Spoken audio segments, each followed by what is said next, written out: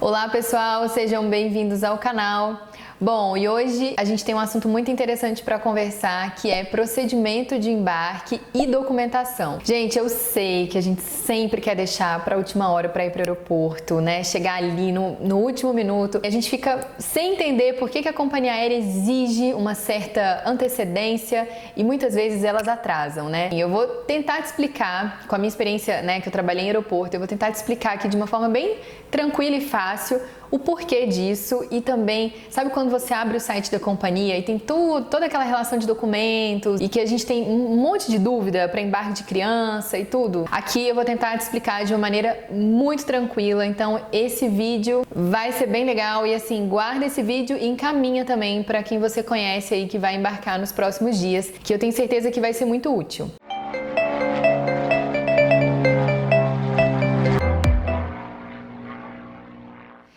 Bom, então vamos falar agora sobre a antecedência para embarque, que eu sei que todo mundo quer deixar para a última hora, eu também sou assim, mas tem todo um contexto e tem todo um sentido porquê disso. A companhia ela pede 1 hora antes, né, de antecedência dos passageiros para voo nacional, né, do horário previsto para decolagem e 3 horas antes para voos internacionais. Quando a gente está lá fazendo check-in, chega um momento que a companhia ela precisa fazer a documentação daquele voo. Por isso que ela encerra o embarque e por isso que é importante a gente chegar antes, porque ela precisa encerrar no sistema, ver quantos passageiros tem né, que realmente foram ali checados, né, quanto que tem de bagagem, quanto que tem de carga para fazer essa distribuição dentro do avião, né?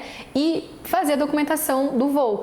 Então imagina se ela começa a atender passageiro de última hora. Não vai dar tempo e aí vai atrasar o avião e aí vai atrasar o próximo voo e aí atrasa e aí vira uma bola de neve. E outra coisa também, que aí é uma questão até pessoal que eu quero compartilhar com vocês, que assim, quando você chega com antecedência, se acontecer alguma coisa, você ainda tem tempo para corrigir aquilo. Eu vou te contar o que aconteceu comigo uma vez. Eu fui embarcar em Guarulhos e era bem cedinho, acho que eu tava meio dormindo e a pessoa que tava fazendo meu check-in também.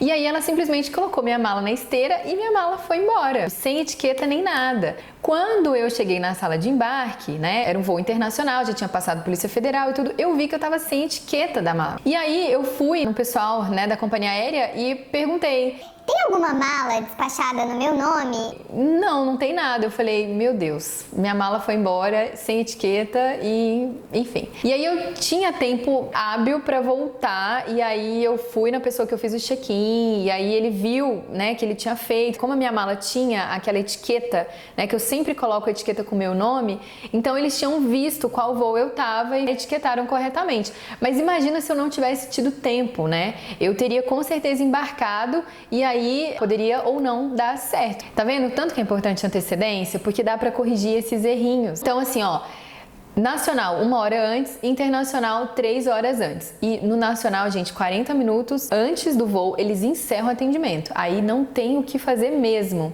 E internacional 1 hora antes, eles encerram o atendimento.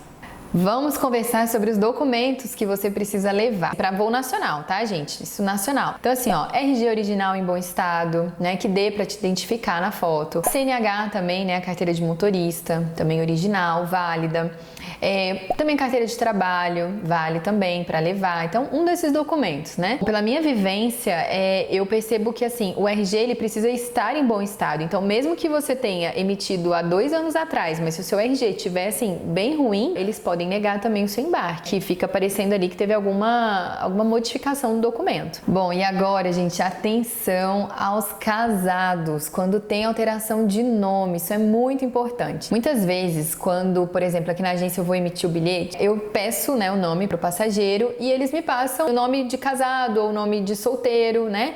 E muitas vezes teve alteração daquele nome e aí na documentação tá outro nome ou aquele sobrenome que eu coloquei na emissão não tem no RG porque ainda não atualizou. Então tem que tomar muito cuidado. Isso dá um problema, mas um problema tão grande para embarcar porque não embarca, que é como se fosse outra pessoa. Então o importante é passar o nome na hora de emitir o bilhete que tá no seu documento, né? Ou se você ainda não trocou o nome, né, para sobrenome de casada no documento, mas já tem aquele sobrenome e quer utilizar aquele sobrenome, leva a certidão de casamento original para comprovar aquele sobrenome. Bom, e agora vamos falar sobre documentação para criança e tiveram algumas alterações aí recentemente. Pode embarcar com certidão de nascimento original?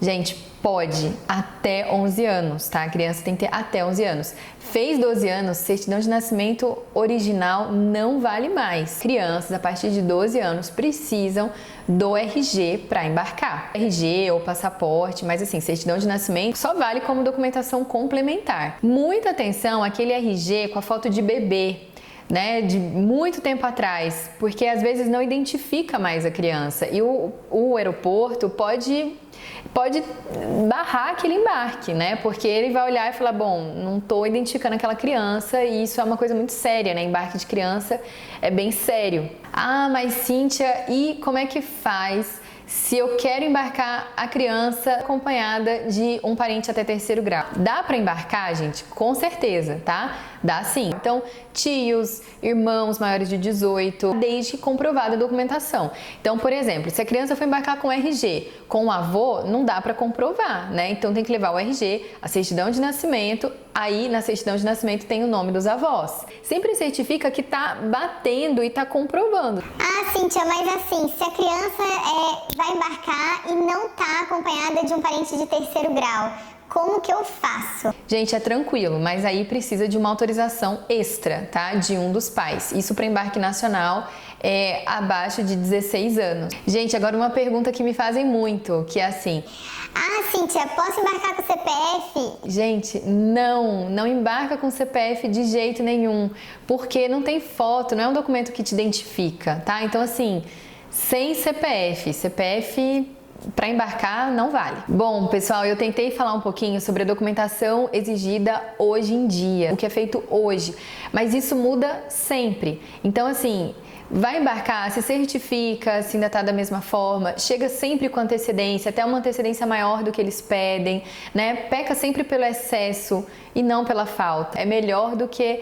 ficar com aquela informação desatualizada, né? E assim, eu falo por mim mesma, gente, eu trabalho com isso e muitas vezes eu vou no aeroporto para tirar dúvida. E eu trabalhei em aeroporto, trabalho com isso, mas assim, eu sempre gosto de me certificar porque essas coisas mudam o tempo todo. Esse foi o vídeo sobre documentação e procedimento de embarque. Se você gostou, dá seu like, também siga a gente nas redes sociais, no Instagram, sempre coloco algumas coisas bem legais lá. Também se inscreva no canal, que toda semana tem um vídeo interessante. E assim, se você vai embarcar ou se você conhece alguém que vai embarcar aí nos próximos dias, encaminhe esse vídeo para a pessoa, né, para o seu amigo, para o seu familiar, porque pode fazer toda a diferença para o embarque dele, né? É isso, até o nosso próximo vídeo na próxima semana.